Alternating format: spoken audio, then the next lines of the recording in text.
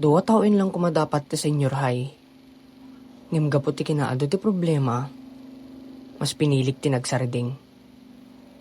Hindi lahat ng problema ay kayang ayusin ng isang sorry lang.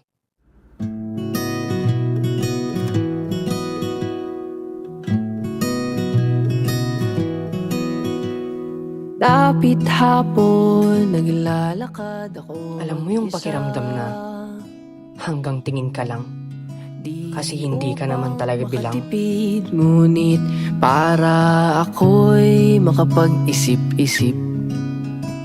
Mga talentong kinahiligan ay aking kinalimutan para sa mas maayos na kinabukasan. Pagkatapos ng isang taong pagkalugmok, pinilit kong makabangon ulit. Libo-libong pangungutya ang narinig ko matapos hindi ako graduate last year. Pero ngayon, pinursigi kong makapagtapos. Kaya imbes na sumuko at imuko, pinili kong matuto.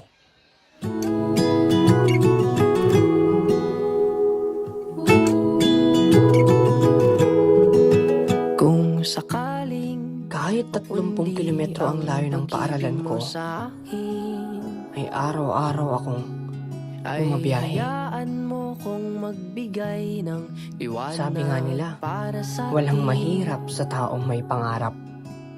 Akala ko tayo hanggang dulo, ba't ngayon nag-iisa ako? Bilang noon, bilang isang estudyanteng nakikipagkompetensya sa iba't ibang mag-aaral. Oo, I was became as honored student. I was became as journalism student. Minsan, school contest representative pa. The biggest disappointment is I was became a RSPC representative DSPC qualifier. Pero hindi ako graduate.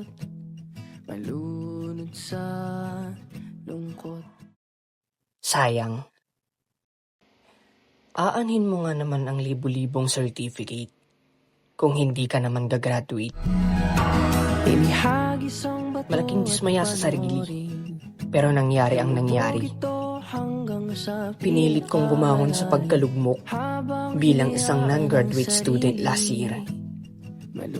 Pero ngayon, tapos na. Tapos na ang paghihirap. Nakawala na rin sa pagkakakulong. Pero nagbunga. Kaya wala nang atrasan ngayong hawak-hawak na ang toga at diploma. Sa pagkumpas ng iyong kamay, aking landas. Nagbunga lahat. Lahat ng sakripisyo at paghihirap sa loob ng 3 taon. Oo.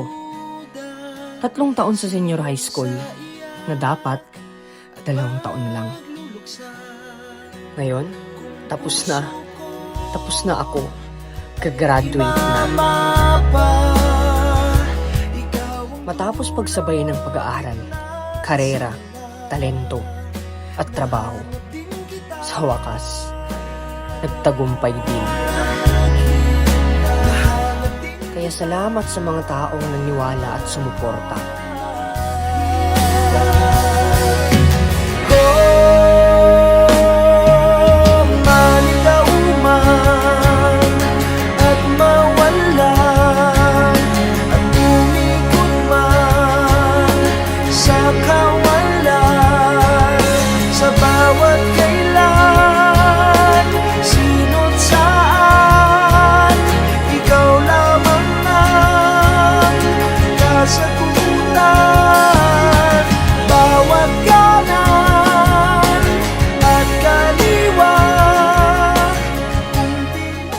Now, I am proud of myself. I am proud that I finished my last senior high school as a honored student.